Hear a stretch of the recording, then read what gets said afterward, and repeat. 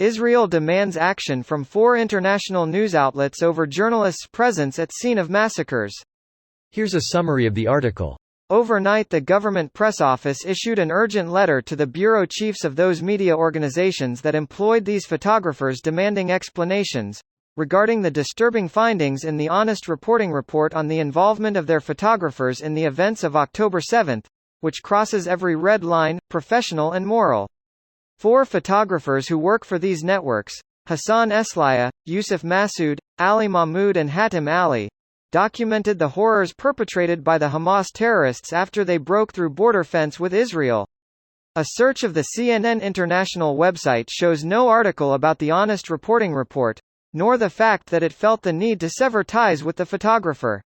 Honest Reporting responded to the eNetNews report on the X social media platform, writing, "Not employing journalists who appear to be complicit in a massacre is the absolute lowest bar.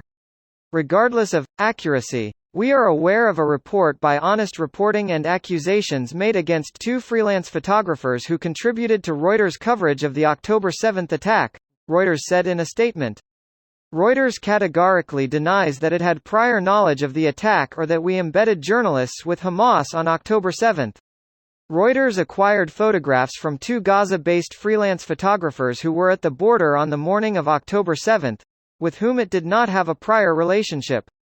The photographs published by Reuters were taken 2 hours after Hamas fired rockets across southern Israel and more than 45 minutes after Israel said gunmen had crossed the border. Reuters staff journalists were not on the ground at the locations referred to in the Honest Reporting article. Israel's communications minister Shlomo Kari sent a letter to the 4 news outlets calling for an investigation into the photographers' possible collusion with the terrorist organization Hamas-ISIS. This post received a score of 8,000, with an upvote ratio of 85%. Here are the top comments in response to this article. Reuters statement. Reuters acquired photographs from 2 Gaza-based freelance photographers who were at the border on the morning of October 7, with whom it did not have a prior relationship. The photographs published by Reuters were taken 2 hours after Hamas fired rockets across southern Israel and more than 45 minutes after Israel said gunmen had crossed the border. Reuters staff journalists were not on the ground at the locations referred to in the Honest Reporting article. I mean, this checks out. Is it really more far-fetched to believe that photojournalists heard the attack and rushed to the scene? I mean, one of the guys has a picture of him and a Hamas leader kissing his cheek? That at minimum is a terrible look. Now add everything else in? Correct, and it is a terrible look that does raise legitimate ethics concerns. He supplied pictures to CNN, who immediately and correctly severed ties with him. Reuters and the AP had nothing to do with him, so why are they also being dragged? AP used the same Eslaya guy, and had done so for some time. Per the article, the dude is literally in the pictures with Hamas leaders where one is kissing him, and people be like, I guess we will never know the truth? Question mark, question mark, question mark, question mark, question mark, question mark, question mark. Seems like he was part of Hamas' PR stunt to garner worldwide attention, giving the journalist guy a matinee viewing of Hamas before committing their atrocities. Journalists being present is not a problem. Journalists are meant to be present for things. That's their job, and they're good at it. Journalists participating is definitely a problem.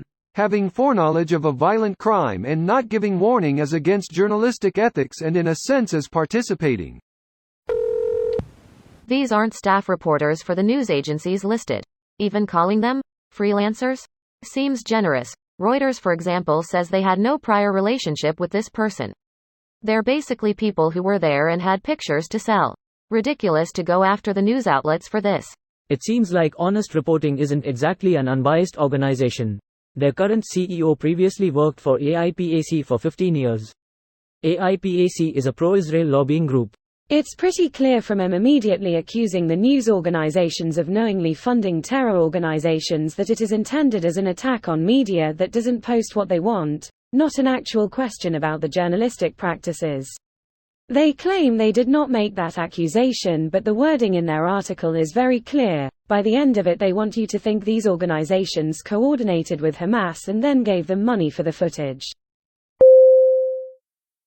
This video was automatically created by Reddit to speech. The article and comments in this video were selected from Reddit according to their upvotes, and any paraphrasing was performed by smmry.com, without any human intervention.